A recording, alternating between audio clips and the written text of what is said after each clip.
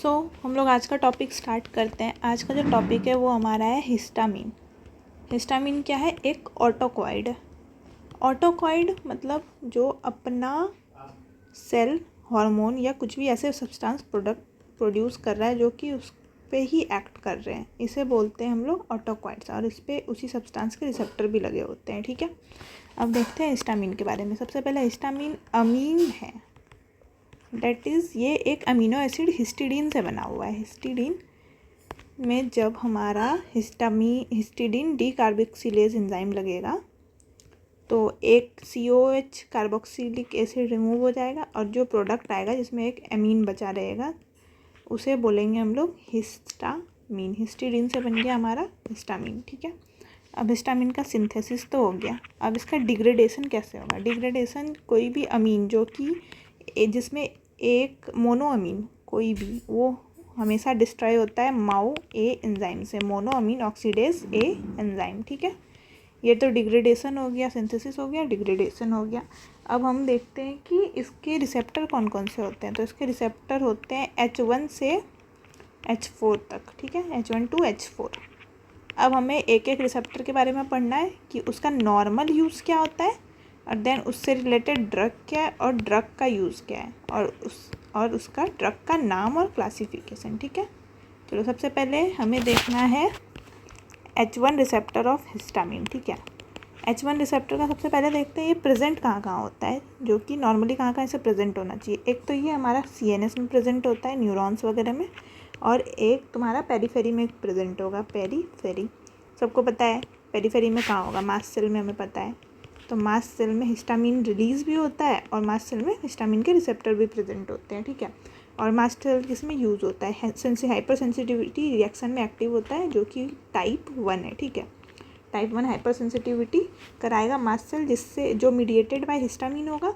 और इसमें क्या क्या होगा? वासोडाइलेशन होगा, और वासोडाइलेशन के साथ एलर्जिक रिएक्शन होता है। एलर्जिक रिएक्शन में इचीनेस, प्लूराइटिस, अर्टिकेरिया, ये सारे सिम्टम आते हैं। ठीक है, ये तुम्हारा पेरीफेरी में हिस्टामिन कराएगा। हिस्टामिन और एक कराता है, ये एलर्जी की वजह से ट्रिपल रिस्पॉन्स हमारा हिस्टामिन की वजह से दिखता है। ट्रिपल रिस्पॉन्स में क्या आता है? जहाँ पे भी हमारे स्किन पे देखो कोई नुकीली चीज़ ना हो, उससे अगर रैश पड़े तो सबसे पहले वहाँ पे होगा तुम्हारा एरिया ऑफ रेडनेस। ठीक है, रेडनेस आएगा, फिर आसपास के आर्टेरियोल डायलेट हो जाएंगे तो उससे व्हील हो जाएगा, और उसके बाद फिर ये पूरा एडिमेटस हो जाएगा, तो इसको फिर बोलेंगे फ्लेयर अप हो गया। ठीक है, तो रेडनेस, व्हील और फ्लेयर, ये ट्रिपल रिस्पॉन्स आता है हमारा हिस्टामिन की वजह से। ठीक है, अब देखते हैं CNS में हिस्टामिन का क्या काम है। CNS में सबसे पहले वेकफुलनेस कराएगा।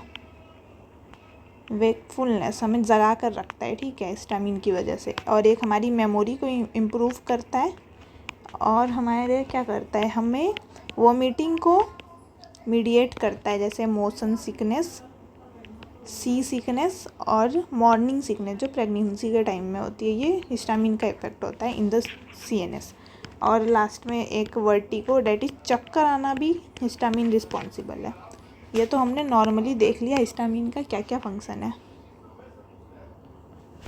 अब देखते हैं कि अब जो ड्रग्स इसमें H1 रिसेप्टर उसको जो एंटागोनाइज करेंगे वो हमारा हो जाएगा एंटीहिस्टामिनिक्स या H1 रिसेप्टर एंटागोनिस्ट। ये हमें ड्रग पढ़ना है H1 में। ठीक है, तो H1 का हमने यूज़ देख लिया। अब हमें देखना है उससे रिलेटेड जो भी रिसेप्टर को एंटागोनाइज कराएगा।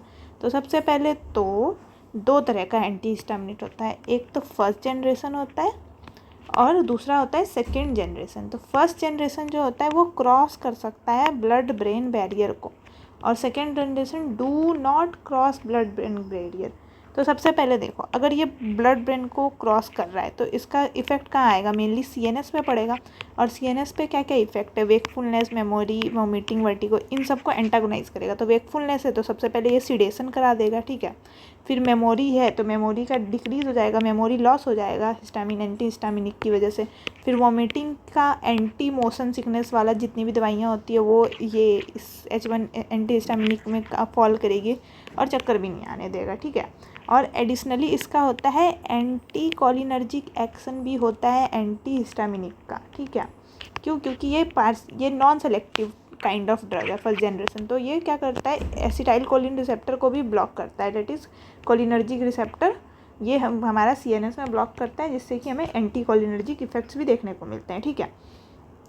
अब देखो, सबसे पहले जो ये तो सीडेशन कराता है ये ड्रग ना, तो अब देखेंगे कहाँ कहाँ इसको नहीं देना चाहिए। तो सबसे पहले ऐसा कोई काम जिसमें हमें कांस्टेंट थोड़ा फोकस की ज़रूरत है, उसमें तो नहीं देंगे। तो जितने भी ड्राइवर्स हैं, truck driver, cab driver, pilots वगैरह और या ऑपरेटर्स, मशीन ऑपरेटर, इसमें हमें नहीं देना है। और कहाँ नहीं देना है, एक तो सीडेशन की वजह से डे टाइम में नहीं देना है, क्योंकि दिन में बहुत नींद आएगी, ठीक है। तो इसलिए इसको डे टाइम में भी अवॉइड करना है, और ऐसा कोई वर्क जिसमें बहुत ज़्यादा फोकस का रिक्वायरमेंट है उसमें भी नहीं देना है, ठीक है। पर कोई एक हिस्टामिन एंड फर्स्ट जनरेशन का एक हिस्टामिनिक ऐसा है, कौन है, डेट इज़ क्लोरफेनिरामिन। क्लोरफेनिरामिन ये ब्लड ब्रेन बैरियर को क्रॉस नहीं करता है, जिस वजह से इसको हम लोग डे टाइम में दे सकते हैं।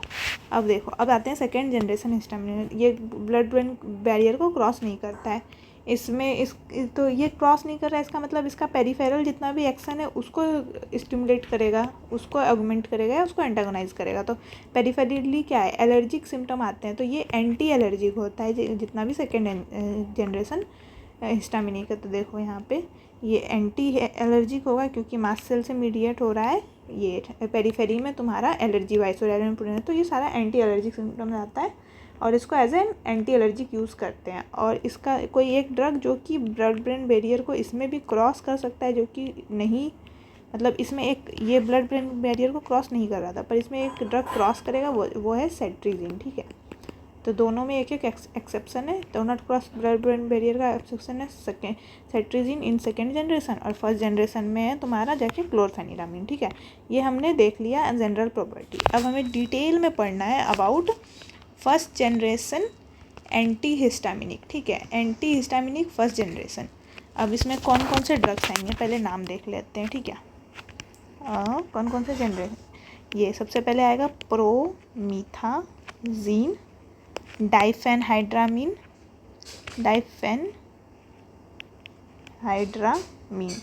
और भी बहुत सारे ड्रग्स आएंगे, जैसे डोपेक्सिन, डॉक्सिलहमीन आएंगे, हाइड्रोक्सीजीन आएगा, और इधर तुम्हारा आ जाएगा सेट्रिजीन, सिनारीजीन, सेट्रिजीन तो तुम्हारा सेकेंड जनरेशन हुआ ना, इसमें आ जाएगा सेक्लिजीन, मैक्लिजीन, सिनारीजीन, स्किप्रोहेप्टिडीन, और लास्ट में फेनिरामीन, क्लोरफेनिरामीन, और सिमेस्टिडीन, टिरोटिडीन। कुछ ड्रग्स के बारे में हमें पढ़ना है, जैसे कि सबसे पहले प्रोमिथाजीन, ये तुम्हारा एक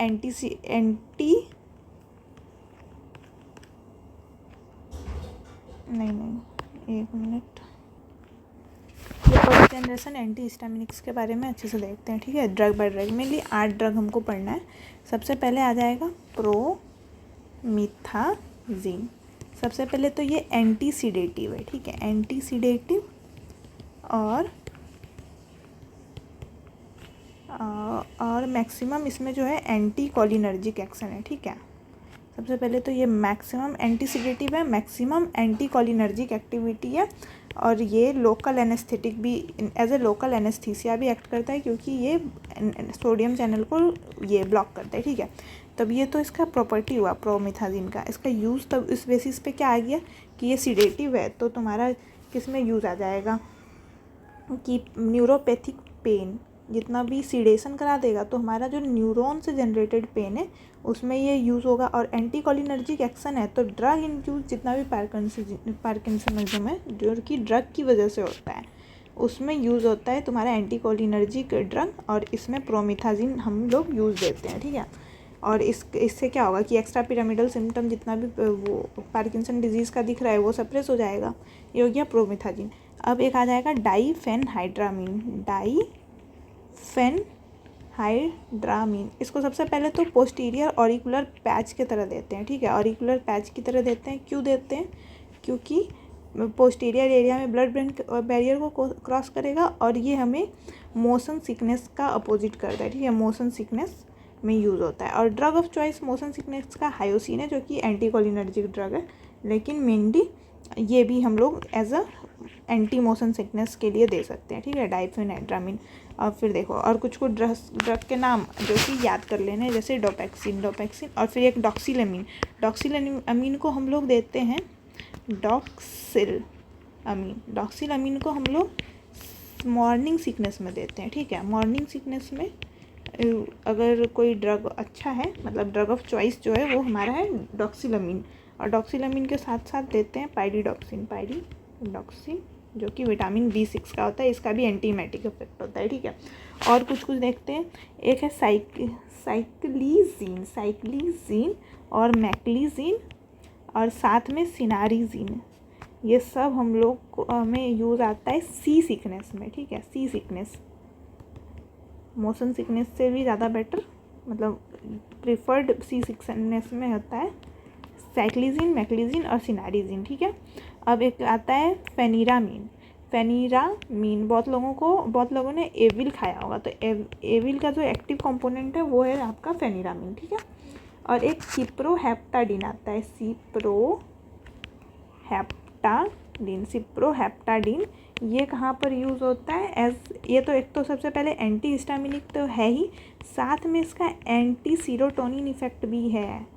तो इस ड्रग में एक्स्ट्रा क्या है, ये इससे क्वेश्चन भी आ रखा है, सिप्रोहेप्टाडीन, जिसमें एंटी हिस्टामिनिक प्रॉपर्टी साथ में एंटी सेरोटोनिन प्रॉपर्टी है। तो सेरोटोनिन वाला जहाँ पे एक्सेस हो जाएगा, सेरोटोनिन सिंड्रोम और माइग्रेन, सेरोटोनिन की वजह से ब्रेन एक्टिव होता है जिससे माइग्रेन होता है, तो इन दोनों में हम लोग सिप्रोहेप्टाडीन भी दे सकते हैं, जहाँ पे एंटी हिस्टामिनिक और एंटी सेरोटोनिन इफेक्ट चाहिए। और लास्ट में तुम्हारा आ जाएगा क्लोरफेनिरामिन क्या है, ब्लड ब्रेन बैरियर को क्रॉस नहीं करता है, तो इसको डे टाइम में भी दे सकते हैं। इतना सा ड्रग हमें H1 एंटी हिस्टामिनिक का फर्स्ट जनरेशन में याद रखना है। दैट इज़ कौन से ड्रग है, प्रोमिथाजिन है, डाइफेनहाइड्रामीन है, डॉक्सिलअमीन है, डोपैक्सिन है, साइक्लिजीन, मैक्लिजीन और सिनारिजीन है, और साथ में सिप्रोहेप्टाडीन है, और फेनिरामिन एविल की तरह यूज़ होता है, और इधर क्लोरफेनिरामिन, ठीक है। 1 2 3 4 5 6 7 8 9, ठीक है। इतने से ड्रग्स हमें याद करना है फर्स्ट जनरेशन। अब देखते हैं second generation anti histaminic. Second generation anti histaminic क्या है, सिर्फ पेरिफेरल एक्शन है, as an anti allergy use होगा, और बहुत ही माइल्ड एलर्जी में यूज़ होता है, जैसे रैसेस, अर्टिकेरिया, इन सब चीज़ों में। और अगर पर सीवियर अगर हो गया हमें एलर्जी, तो उसमें ड्रग ऑफ चॉइस तुम्हारा होता है एपिनेफ्रिन का ये कौन सा इंजेक्शन देते हो, IM देते हैं 0.5 ml इन 1:1000 डोज देना होता है, जो कि सीवियर हो गया, मतलब एनाफिलिक्सिस हो गया। एनाफिलिक्सिस में तुम्हारा ड्रग ऑफ चॉइस एपिनेफ्रिन का इंजेक्शन है, ये माइल्ड एनर्जी में दिया जाता है, second generation epinephrine anti histaminic, ठीक है। अब इसमें कौन से ड्रग हमें पढ़ना है, सबसे पहले एस्टिमिजोल और टर्फेनाडीन। एस्टिमिजोल और टर्फेनाडीन दोनों ही ड्रग बैन है, क्योंकि ये CYP450 इंजाइम को नहीं,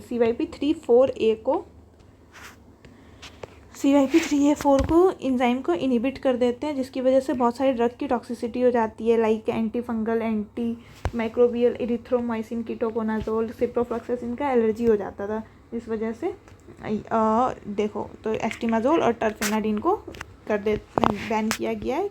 इसका सबसे मैक्सिमम जो मतलब सबसे खतरनाक साइड इफ़ेक्ट पता है क्या है, QT प्रोलॉन्गेशन कर देता है, और QT प्रोलॉन्गेशन हमारा ECG में हो जाएगा, जिसकी वजह से हमें टॉर्सिडोपाइंटिस, एक बहुत ही खतरनाक तुम्हारा हार्ट का ही है एरिथमिया, टॉर्सिडोपाइंटिस होने का रिस्क है, इसीलिए इसको ये ड्रग बैन है। ये कैट ड्रग में आता है, एक तो सी से तुम्हारा हो जाएगा सीजाप्राइड, जिससे QT प्रोलॉन्गेशन होता है, ये एस्टेमाजोल और साथ में टर्फेनाडीन, इन तीनों से QT प्रोलॉन्गेशन होता है, इसलिए एस्टिमाजोल और टर्फेनाडीन को ये बैन है हमारा। अब फिर इसकी जगह पे तुम्हारा आ जाता है फेक्सोफेनाडीन ड्रग है, जो कि ये एक्टिव फॉर्म है टर्फेनाडीन का, ये तुम्हारा QT प्रोलॉन्गेशन को नहीं करता है, तो इसकी वजह से ये ड्रग हमारा जो है वो सेफ़ है, ठीक है। और साथ में कौन सा ड्रग आ जाएगा एज सेकेंड जनरेशन एस्टीम है। एक तो सिट्रीजिन आ जाएगा। सिट्रीजिन का हम लोगों ने क्या प्रॉपर्टी पढ़ा कि ये ब्लड ब्रेन बैरियर को क्रॉस कर देता है, तो सिडेशन हो जाएगा, ठीक है। और सिट्रीजिन के साथ लीवोसिट्रीजिन याद कर दो। सच में साथ में लोराटाडीन और लोराटिडीन, इसका नाम याद रखना है बस, उतना कोई यूज़ नहीं है। लोराटाडीन और रुपेटिडीन, फेक्सोफेनाडीन, लोराटिडीन, रुपेटिडीन, सिट्रीजिन, लेवोसिट्रीजिन और ये एस्टीमाजोल और टर्फेनाडीन, ये सारे हमारे आ जाएंगे सेकेंड जनरेशन एंटी हिस्टामिनिक, ठीक है। अब देखो सेकेंड जनरेशन एंटी हिस्टामिनिक का एक यूज़ के हिसाब का एक ड्रग, मतलब यूज़ के हिसाब से भी एक ड्रग का यूज़ के अकॉर्डिंग कुछ ड्रग्स हैं जो कि हम यूज़ करते हैं, क्लासीफाई किया गया है। जैसे देखो एलर्जिक सिम्टम है ना, एंटी एलर्जिक है ये सारे ड्रग्स, ठीक है, एंटी एलर्जिक। तो अब एंटी एलर्जिक ड्रग है तो हम लोगों को एक तो उसमें भी यूज़ कर सकते हैं एज अ नेज़ल या आई ड्रॉप, क्योंकि देखो कभी भी हमें एलर्जी होती है तो आँखों में ज़्यादा सिम्टम आते हैं, आँख और नाक बहना, ये सारे सिम्टम आते हैं ना, तो as a nasal topical eye drops हम लोग यूज़ कर सकते हैं, जिसका निमोनिक है आलोका, ठीक है। आई और नेज़ में डालेंगे तो आई के लिए क्या हो गया, राइनाइटिस हो गया, और कंजक्टिवाइटिस हो गया, और नेज़ल के लिए राइनाइटिस हो गया। तो एलर्जिक राइनाइटिस और कंजक्टिवाइटिस में यूज़ आता है second generation anti histaminic as an anti allergic drug, जिसका निमोनिक है आलोका। और ये इसमें कौन कौन से ड्रग आएंगे, एजिलैस्टीन, लीवोकार्बाटीन, ओलापेटिडीन,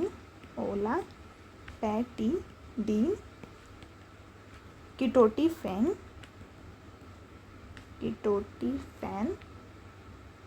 और लास्ट में ए से एलकेफ्टाडीन,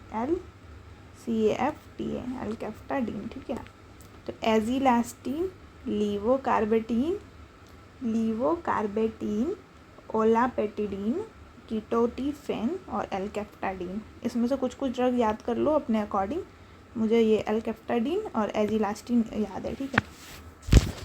ये हमारा हो गया H1 से रिसेप्टर से रिलेटेड जितने भी ड्रग हैं वो ख़त्म, ठीक है। अब हमें पढ़ना है H2 रिसेप्टर के बारे में। H2 रिसेप्टर सबको पता है कहाँ पे प्रेजेंट होता है, स्टमक में। स्टमक में क्या करता है, एसिड का प्रोडक्शन करता है, एसिड प्रोडक्शन।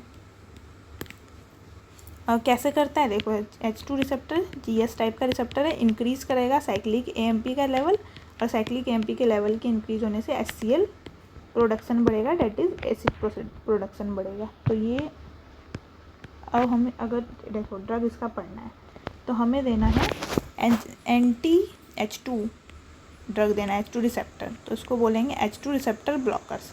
सबसे पहले इसका यूज़ कहाँ होगा, एक लॉजिकल सा यूज़ है। देखो ज़्यादा एसिड प्रोडक्शन होगा तो क्या होगा, हमारा पेट में पेप्टिक अल्सर डिजीज़ का रिस्क ज़्यादा बढ़ेगा, ठीक है। पेप्टिक अल्सर डिजीज़ का रिस्क ज़्यादा बढ़ेगा due to increase acid production. तो इससे पेप्टिक अल्सर होगा, तो पेप्टिक अल्सर में हमें ऑब्वियस सा यूज़ है कि H2 ब्लॉकर देना है। तो H2 ब्लॉकर का नाम सबको पता होता है, देखो रेनिटिडीन, सिमेटिडीन, फेमोटिडीन, रॉक्साटिडीन, नीजाटिडीन, लेफुटिडीन, ठीक है। ये सारे हमारे तुम्हारे जितने भी टिडीन से जो भी वो एंड हो रहा है वो आ जाएगा H2 ब्लॉकर में। इसमें सबसे पहले देखो सिमेटिडीन के बारे में पढ़ो। सिमेटिडीन सबसे फालतू सा ड्रग है पूरे इसमें, क्योंकि इसका तो सबसे पहले पोटेंसी तो एकदम ज़ीरो है, POTENT सबसे लीस्ट पोटेंट ड्रग है, और इसका ना जितना भी साइड इफ़ेक्ट है वो बहुत ज़्यादा है। देखो सबसे पहले साइड इफ़ेक्ट इसका क्यों होता है और क्या क्या है।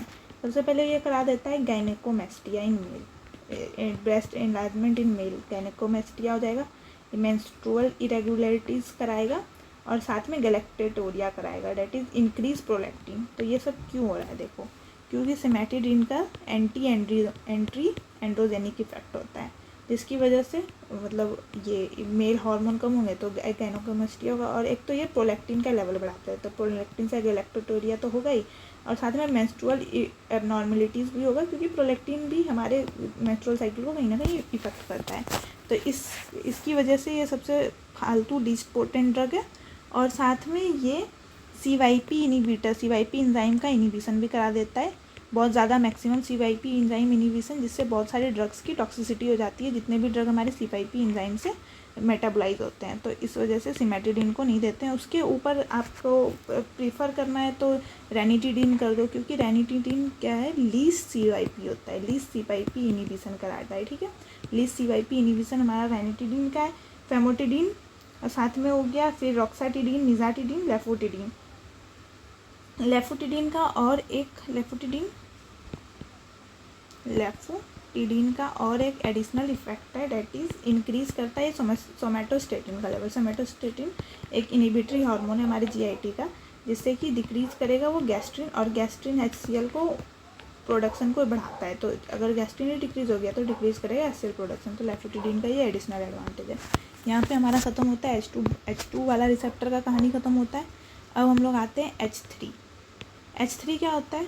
H3 रिसेप्टर कहाँ प्रेजेंट होता है? ये एक ऑटो रिसेप्टर है। ठीक है, मतलब अगर ये कहीं से ये हिस्टामिन का प्रोडक्शन हो रहा है तो H3 रिसेप्टर उसको ब्लॉक करेगा। ऑटो रिसेप्टर का क्या यूज़ होता है कि सेम सेल पे प्रेजेंट होता है, अगर वो कोई भी कंपाउंड रिलीज हुआ तो अगर वहाँ पे ये अगर ऑटो रिसेप्टर लगा हुआ है तो अगर ये कंपाउंड इससे बाइंड हुआ, दैट इज़ H3 रिसेप्टर से, तो ये फर्दर सिग्नल करेगा सेल को कि अब हिस्टामिन रिलीज मत करो। ठीक है, तो हिस्टामिन के रिलीज़ को ये कम करेगा। Prisoner inhibits own histamine release. ठीक है, अब इसमें तुम्हारा क्या होगा, कहाँ पे हमें देखो, सबसे पहले हिस्टामिन का क्या काम है, वेकफुलनेस कराता है। ठीक है, देखो हिस्टामिन का काम है वेकफुलनेस कराने। ठीक है, वेकफुलनेस। अब यहाँ पे हिस्टामिन का रिलीज,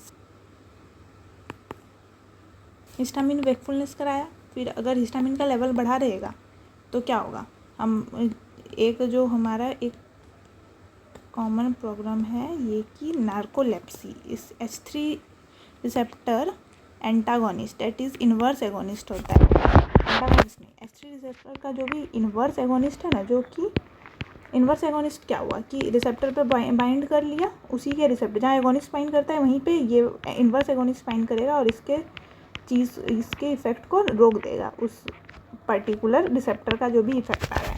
तो अगर H3 का इन्वर्स एगोनिस्ट देंगे, मतलब कि क्या होगा कि हिस्टामिन ऐसे नॉर्मली H3 हिस्टामिन के रिलीज़ को घटा रहा था क्योंकि ऑटो रिसेप्टर है, पर अगर इन्वर्स एगोनिस्ट दे दिए, उसने H3 को ब्लॉक कर दिया, दैट इज़ हिस्टामिन का सिक्रीशन बढ़ जाएगा। हिस्टामिन का सिक्रीशन बढ़ने से क्या होगा, वेकफुलनेस होता है, और ये सिडेशन नहीं होता है, वेकफुलनेस होता है। CNS का एक्शन में हमने पढ़ा था। तो फिर अब ये वेकफुलनेस हमें कहाँ पे यूज़ होगा, एक ऑब्वियस सा इसका यूज़ है नार्कोलेप्सी। नार्कोलेप्सी में क्या होता है कि पेशेंट को जो होते हैं स्लीप्स के अटैक आते हैं, तो अगर हमें जगा के रखना है तो हमें inverse agonist that is H3 blocker दे देना पड़ेगा। और इसका एग्जांपल तुम्हारा आ जाएगा ट्रिपोलिसेंट और पिटोलिसेंट। ठीक है, ट्रिपोलिसेंट और पिटोलिसेंट ये ड्रग का नाम है जो कि हम लोग देते हैं एज इन नार्कोलेप्सी। और स्टिल नार्कोलेप्सी का ड्रग ऑफ चॉइस जो है वो मोडाफिनिल है, ना कि ये ट्रिपोलिसेंट एंड पिटोलिसेंट। ठीक है, यहाँ पे ख़त्म हो गया। अब हमें पढ़ना है H4 रिसेप्टर के बारे में। H4 रिसेप्टर का कुछ भी नहीं है, बस ये WBC पे प्रेजेंट होता है और ये कीमोटैक्सिस को मीडिएट करता है, और इसका कोई भी रिलेटेड हमें ड्रग नहीं पढ़ना है। तो एक बार लास्ट में फटाफट से डिवाइस करते हैं कि अभी तक हमने कहाँ से क्या क्या पढ़ा। ठीक है, देखो सबसे पहले बात आई हिस्टामिन की। हिस्टामिन एक ऑटोकॉइड है, सेल्फ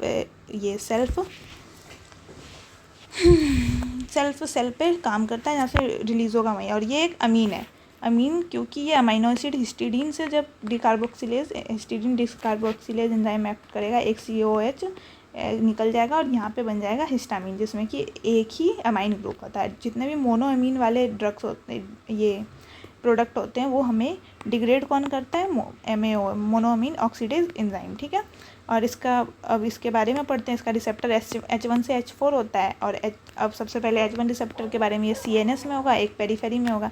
CNS में क्या क्या कराएगा, वेकफुलनेस कराएगा, मेमोरी बढ़ाएगा, वोमिटिंग को भी मीडिएट करेगा, मोशन सिकनेस, सी सिकनेस, मॉर्निंग सिकनेस, और वर्टिको दैट इज चक्कर आना। ठीक है, और पेरीफेरी में मास्ट सेल में प्रेजेंट होता है, जिससे कि एलर्जिक रिएक्शन होता है, टाइप 1 हाइपर सेंसिटिविटी। इससे रिलेटेड हम लोगों ने ट्रिपल रिएक्शन भी देखा, that is redness, wheal and flare, ठीक है। और एलर्जी में वासोडाइलेशन, प्रूराइटिस, अर्टिकेरिया ये वगैरह होता है। फिर हमें अगर H1 एंटागोनिस्ट देना है तो सबसे पहले उसका यूज़ क्या होगा कि अगर वो ब्रेन के अंदर काम कर रहा है तो वो फर्स्ट जनरेशन में आएगा, ब्रेन के बाहर काम कर रहा है तो सेकेंड जनरेशन में आएगा। तो ब्रेन के अंदर अगर काम कर रहा है तो वो ब्लड ब्रेन बैरियर को ऑब्वियसली क्रॉस करेगा।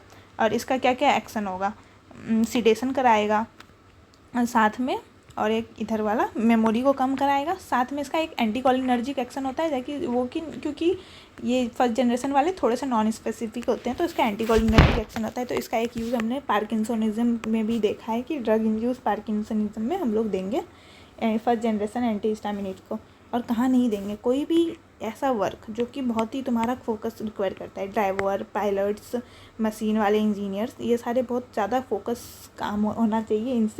इनसे बहुत ज़्यादा फोकस की उम्मीद की जाती है काम में, तो इसलिए इन्हें नहीं देंगे क्योंकि ये सीडेशन करवा देता है ना ultimately anti histaminics first generation वाला। और ये डे टाइम में भी नहीं देना चाहिए क्योंकि बहुत ज़्यादा नींद आएगी।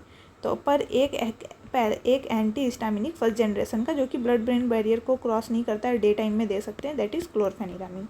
अब देखो सेकेंड जनरेशन क्रॉस नहीं करेगा ब्लड ब्रेन बैरियर को, और क्रॉस नहीं कर रहा है तो ये पेरिफेरल एक्शन है। और पेरिफेरल एक्शन में हमारा हिस्टामिन का क्या काम है, एलर्जी कराता है, मास्ट सेल से मीडिएट हो गया, तो एंटी एलर्जिक प्रॉपर्टी होगी सेकेंड जनरेशन की। और एक ऐसा सेकेंड जनरेशन एंटी हिस्टामिनिक जो कि ब्लड ब्रेन बैरियर क्रॉस कर सकता है, दैट इज सिट्राजिन। अब देखो फर्स्ट जनरेशन एंटी हिस्टामिनिक में बहुत सारे ड्रग्स पढ़ेंगे, मेनली हमें 8-9 ड्रग्स के नाम याद रखने। सबसे पहले देख लेते हैं प्रोमिथाजिन का, वही सीडेटिव होता है, मैक्सिमम सीडेटिव एक्शन और मैक्सिमम एंटीकोलिनर्जिक एक्शन है, सीडेटिव एक्शन है। तो उसके बाद तो न्यूरोपैथिक पेन में दे देंगे। और एंटीकोलिनर्जिक होगा तो ड्रग इंड्यूस पार्किंसोनिज्म, जिसमें एसिटाइलकोलिन क्या होता है पार्किंसोनिज्म में बढ़ जाता है, पर ड्रग की वजह से बढ़ा है तो हम लोग इसको प्रोमिथाजिन से ठीक करेंगे। एंटीकोलिनर्जिक एक्शन जितना भी एक्स्ट्रा पिरामिडल सिम्टम होंगे पार्किंसोनिज्म के वो ख़त्म हो जाएंगे, ठीक है। अब दूसरा ड्रग डाइफेनहाइड्रामिन, इसका मेनली होता है तुम्हारा मोशन सिकनेस में, जो कि पोस्टेरियर ऑरिकुलर पैच, कान के पीछे एक पैच लगा देते हैं, वहाँ से एब्जॉर्ब होता है और मोशन सिकनेस को ये कम करता है, ठीक है। मोशन सिकनेस का ड्रग ऑफ चॉइस हायोसिन है, ठीक है। अब देखो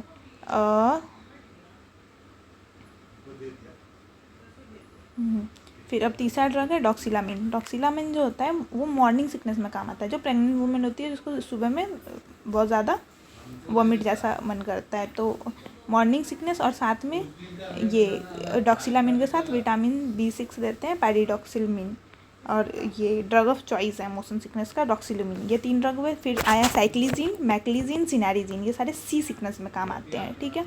और ये फेनिरामिन जो कि एविल ड्रग है उसका है, और साथ में सिप्रोहेप्टेडिन जो कि एंटी हिस्टामिनिक और एंटी सेरोटोनिन प्रॉपर्टी भी होता है।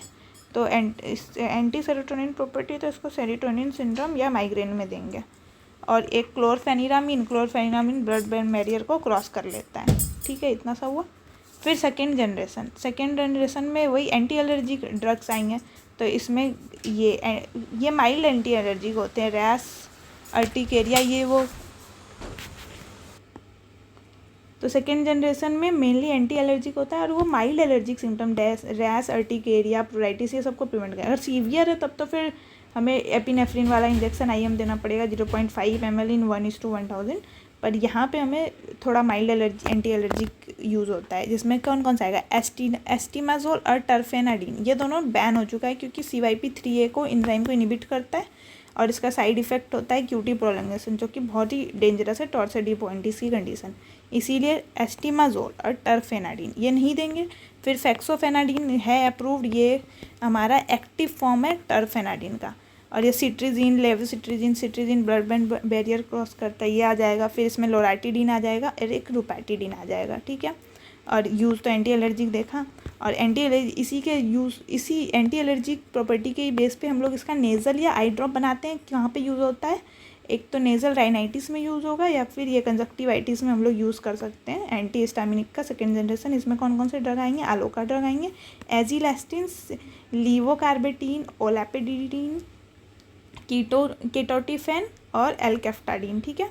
अब देखो ये हमारा H1 वाला ड्रग सारा खत्म हो गया। अब हम लोग H2 सबको पता है स्टमक में होता है, एसिड प्रोडक्शन को ऑगमेंट करता है। H2 ब्लॉकर्स कहाँ देंगे, पेप्टिक अल्सर डिजीज़ में। इसमें कौन कौन सा आएगा, रेनिटिडीन, सिमेटिडीन, फेमोटिडीन, रॉक्सिटिडीन, ये निज़ेटिडीन, लेफेटिडीन, ठीक है। और सिमेटिडीन सबसे फालतू सा ड्रग है क्योंकि इसका पोटेंसी सबसे कम है और साइड इफ़ेक्ट्स बहुत ज़्यादा है। CYP एंजाइम को इनिबिट करेगा तो साइटोटॉक्सिसिटी बन जाएगी, और फिर इसका एंटी एंड्रोजेनिक एक्शन है जिससे गायनेकोमेस्टिया हो जाएगा मेल में, और प्रोलैक्टिन का लेवल बढ़ा देता है तो मेंस्ट्रुअल इरेगुलरिटीज हो जाएगा, और साथ में ये गैलेक्टेटोरिया भी हो जाएगा, ठीक है। और फिर लेफेटिडीन अच्छा ड्रग बोला जाता है क्योंकि ये इसका एडिशनल क्या है, सोमेटोस्टेटिन के लेवल को भी बढ़ाएगा। सोमेटोस्टेटिन एक इनिबिटरी हार्मोन है जिससे गैस्ट्रिन का कम होगा सिक्रीशन, और जिससे HCl का भी सिक्रीशन कम हो जाएगा। फिर तीसरा हमारा है H3 ऑटो रिसेप्टर है जो कि नेचुरली हिस्टामिन के सिक्रीशन को कम करता है। बट अगर हम लोग H3 रिसेप्टर का इन्वर्स एगोनिस्ट, डेट इज जो इसको ब्लॉक कर रहा है, उससे क्या होगा कि हिस्टामिन का सिक्रीशन बढ़ जाएगा, और हिस्टामिन की बढ़ने से वेकफुलनेस होगी, और वेकफुलनेस कहाँ पे ट्रीट होता है, नार्कोलेप्सी में ट्रीट किया जाता है। अगर हमें मतलब पेशेंट को नार्कोलेप्सी में बहुत ज़्यादा नींद के झोंके आ रहे होते हैं तो हमें उसको जगा के रखना है, इसलिए हम लोग H3 के रिसेप्टर को जो ब्लॉक करता है, जो कि हिस्टामिन के सिक्रीशन को कम करेगा, उसी को हमें ब्लॉक करना है जिससे हिस्टामिन का लेवल बढ़ जाएगा। तो इसलिए इसमें देते हैं inverse agonist of H3 receptor. इसमें दो ड्रग आएंगे, tripolisant and pitolisant. Drug of choice narcolepsy में मोडाफिनिल होता है, तो यहाँ पे H3 में ट्रिपोलिसेंट और पिटोलिसेंट पढ़ना। H4 का कुछ खास है नहीं, वो WBC में होता है और कीमोटैक्सिस को मीडिएट करता है। That's all for this video. Hope आपका हिस्टामिन रिवाइज हो गया।